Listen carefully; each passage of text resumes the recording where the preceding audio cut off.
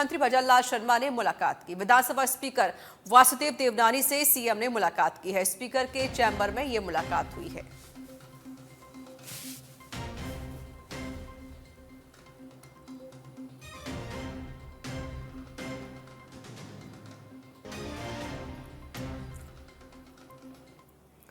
विधानसभा की कार्यवाही अनिश्चितकाल के लिए स्थगित कर दी गई है। विधानसभा में कोचिंग रेगुलेशन बिल भी अटका हुआ है। बीजेपी विधायकों ने ही इसके प्रावधानों का खुलकर विरोध किया। कालीचरण सर्राफ ने बिल को प्रवर समिति को भेजने की मांग की। बिल पर विरोध के चलते सेलेक्ट कमेटी को सौंपा गया। विधानसभा में बहस के बाद राजस्थान विधियां निरसन विधेयक किया गया पारित। बिल में पुराने 45 कानून खत्म करने का प्रावधान है। अब प्रदेश में 45 गैर जरूरी और पुराने हो जाएंगे कानून खत्म।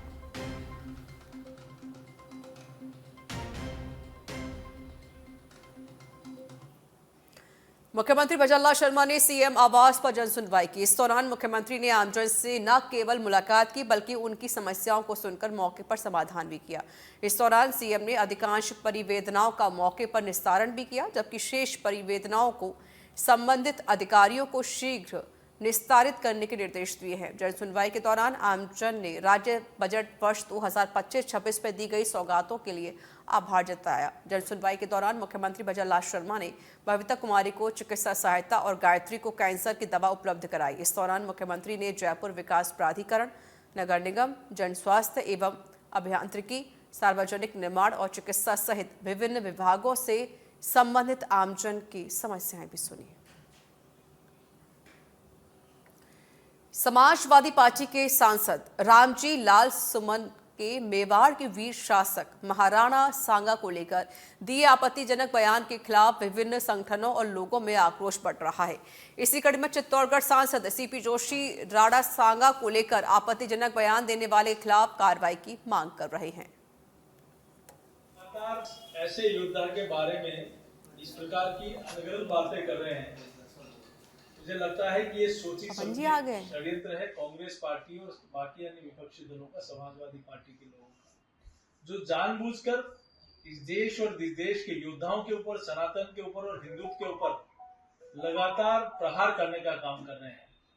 राणा सांगा एक महान योद्धा थे, शासक थे, और मैं सोचता हूं उनकी पराक्रम की और उनके शौर्य की गाथाएं आज भी देश के जनजन के मानस पटल पर है, और उनके बारे में गद्दार जैसे शब्द का उपयोग करना, मैं सोचता हूं कि ऐसे लोगों के खिलाफ कठोर कार्रवाई करनी चाहिए और ऐसे लोगों की तो सदस्यता ही बर्खास्त कर देनी चाहिए, ताकि देश के इतिहास के बारे में और राष्ट्रवाद के बारे में, हिंदुत्व के बारे में जिस प्रकार से लगातार जानबूझ के लोग बातें कर रहे हैं, ऐसे लोगों के खिलाफ कठोर कार्रवाई होनी चाहिए। ऐसे योद्धा के बारे में जयपुर से जानकारी है। एटीएस एसओजी के एडीजी वीके सिंह ने प्रेस कॉन्फ्रेंस की।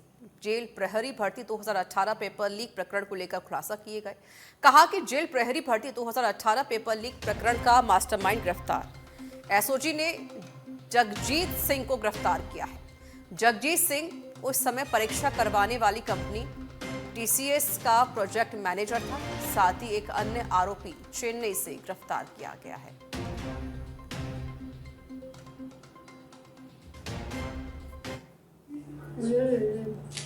28 तारीख वाली परीक्षा कैंसिल भी हुई थी और वो परीक्षा दोबारा हुई थी। उससे संबंधित मुकदमा दर्ज हुआ था, एसओजी ने ही एफआईआर दर्ज कराया था। कुछ लोग उस समय पकड़े गए थे तो पेपर पढ़े थे, फिर यह तफ्तीश तभी से आगे बढ़ रही थी। लगभग 10 लोगों को उस बीच में अरेस्ट किया गया। जब एसआईटी बनी तो धीरे धीरे जो पुराने मुकदमों में जो लोग छूट गए थे या कौन है मूल सूत्रधार उनके लिए जो तफ्तीश किया जा रहा था, तो यह मुकदमा फोकस में है। कोटा एसीबी की चित्तौड़गढ़ में बड़ी कार्रवाई देखने को मिली है। एसीबी ने चित्तौड़गढ़ डीएसओ ऑफिस में कार्रवाई को अंजाम दिया। रेंज राजेंद्र चौधरी, सहायक वनपाल राजेंद्र मीणा को ट्रैप किया गया। दोनों को 78,000 रुपए घूस लेते हुए दबोचा गया है। साथ ही 1,20,000 का चेक लेते हुए ट्रैप किया गया। कई सहायक वनपाल भी इस खेल में शामिल हैं। वहीं एक महिला की भी इस पूरे मामले में भूमिका संदिग्ध नजर आ रही है। बिल पास करवाने के एवज में घूस मांगी गई थी।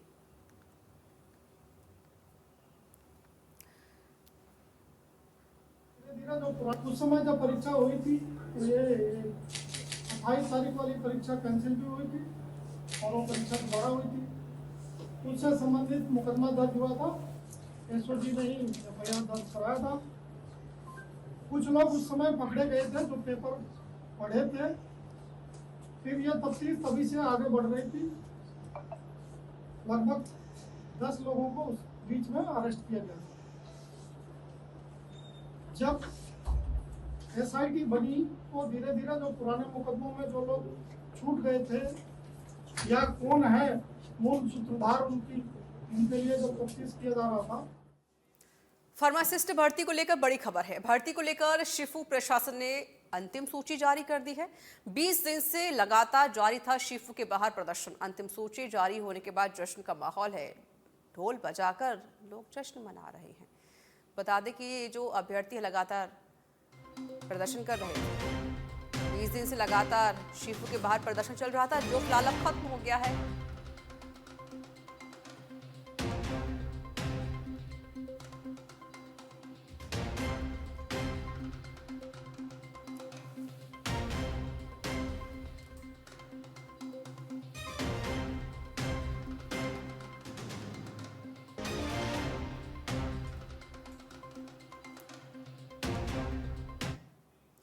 राजस्थान हाईकोर्ट से राज्य सरकार के वरिष्ठ आईएएस अधिकारी प्रवीण गुप्ता और भास्कर ए सावंत को बड़ी राहत मिली है। जस्टिस सुतेश बंसल की अदालत ने दोनों अधिकारियों को कमर्शियल कोर्ट द्वारा सुनाई गई 3 माह के सिविल कारावास पर रोक लगा दी है। इसके साथ ही हाईकोर्ट ने कमर्शियल कोर्ट की अग्रिम कार्रवाई पर भी रोक लगा दी है। दोनों अधिकारियों की ओर से महाधिवक्ता राजेंद्र प्रसाद कोर्ट में पेश हुए। उन्होंने पीडब्ल्यूडी से जुड़े मामले को लेकर कहा कि हम संबंधित कंपनी को भुगतान करने की प्रक्रिया शुरू कर रहे हैं और संबंधित कंपनी को बकाया भुगतान जल्द कर दिया जाएगा। तो वहीं पीएचईडी विभाग को लेकर कमर्शियल कोर्ट द्वारा दिए गए आदेश को लेकर कहा गया है कि इस आदेश में कोर्ट ने संपत्तियों का विवरण देने का आदेश समय से पहले दिया, जो मनमाना और गलत है।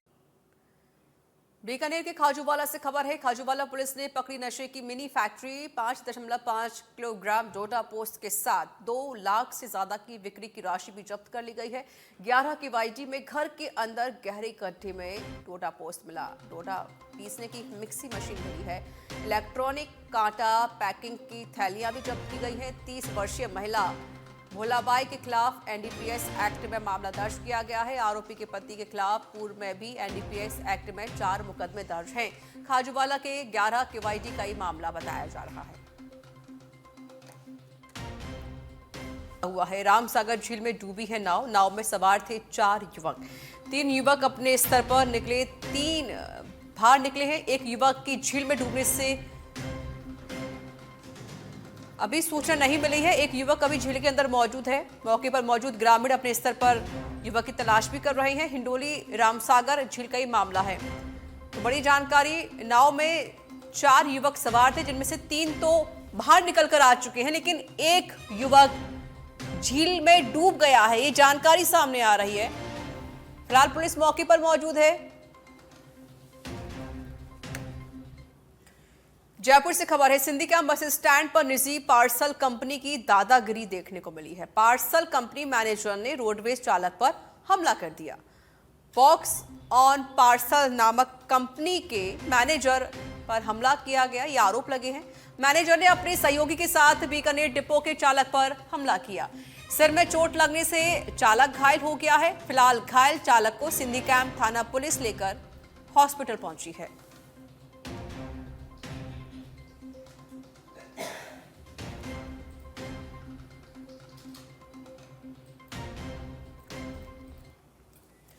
आबू रोड क्षेत्र में एक नाबालिग के साथ निजी होटल में मारपीट का मामला सामने आया है। नाबालिग के साथ मारपीट को लेकर परिजनों में आक्रोश नजर आ रहा है। होटल के रूम में नाबालिग को बंद कर सेठजी ने लाठी डंडों से मारपीट की थी। मामले की गंभीरता को देखते हुए नाबालिग का मेडिकल करवाया गया।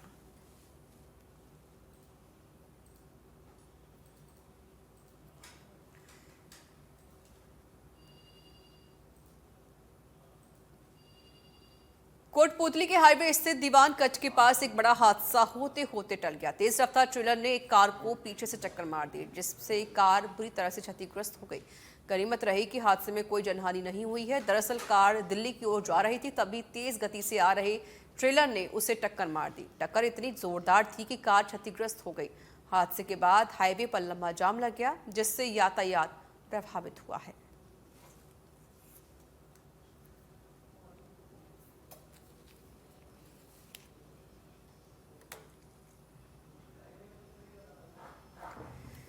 डिप्टी सीएम दिया कुमारी मिलिट्री स्टेशन में सप्त शक्ति कमांड की ओर से आयोजित वीर नारी एवं वीरांगना मिलन समारोह में शामिल होकर देश की रक्षा में अपना सर्वस्व अर्पण करने वाले देश के वीर जवानों की वीरांगनाओं को सम्मानित किया और राष्ट्र हित में उनके त्याग और बलिदान को नमन किया गया।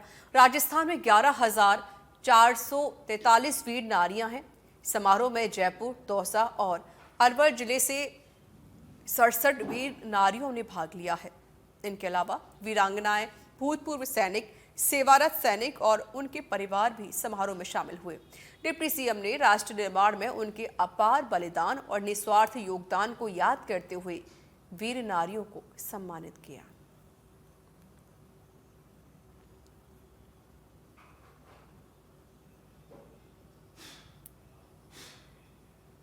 सिरोही के आबू रोड में प्रधानमंत्री ग्राम सड़क योजना के लिए सड़कों के प्रस्तावों के अनुमोदन के लिए पंचायत समिति में प्रधान लीलाराम की अध्यक्षता में बैठक आयोजित हुई।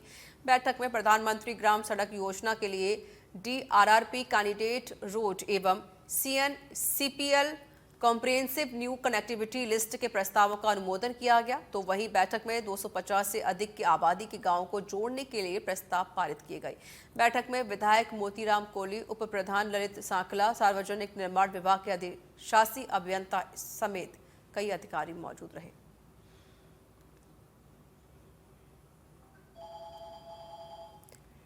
गुड़ागौरजी थाना इलाके के टोड़ी गांव में रोशन लाल मेघवाल और राजेश देवी के घर और गैरेज को तोड़ने के विरोध में चल रहा अनशन समाप्त हो गया है। बता दें कि तोड़फोड़ के मामले में पिछले 6 दिनों से कलेक्ट्रेट पर अनशन चल रहा था। तो वहीं अनशन समाप्ति को लेकर संघर्ष समिति के सदस्यों ने कलेक्टर और एसपी से वार्ता भी की थी, जिसमें सभी बिंदुओं पर सहमति बनने के बाद अनशन को समाप्त कर दिया गया। 9 आरोपी गिरफ्तार भी हुए हैं।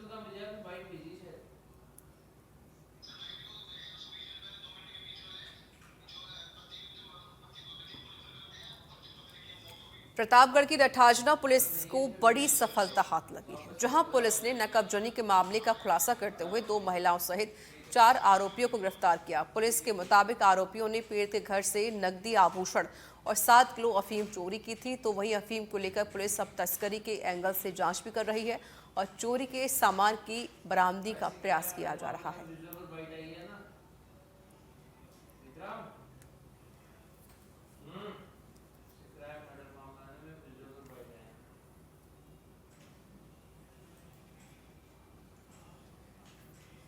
अलवर के खेडली से खबर है, जहां बाइक सवार को जीप ने टक्कर मारी। हादसे में एक की मौत, एक गंभीर रूप से घायल। Khedli kachumber road gas agency के पास की घटना है। फिलहाल पुलिस पूरे मामले की जांच कर रही है।